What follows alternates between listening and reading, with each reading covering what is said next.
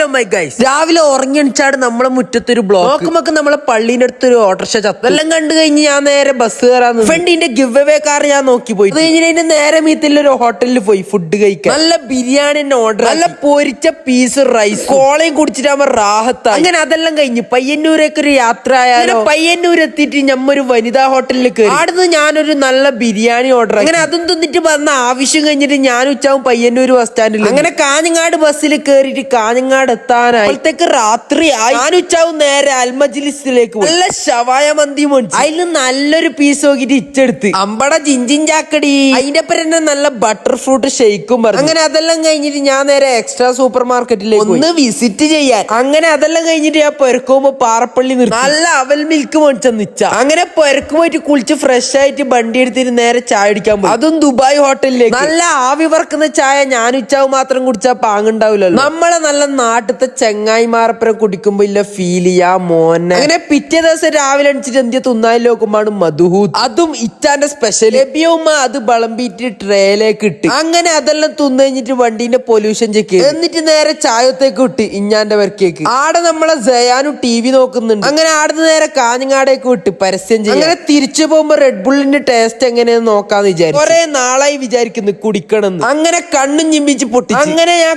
കുടിച്ചു നോക്കുമ്പോ Appy ഫിസിന്റെ taste. ഞാനും കുടിച്ചു മക്കളെ റെഡ് ബുള്ളി.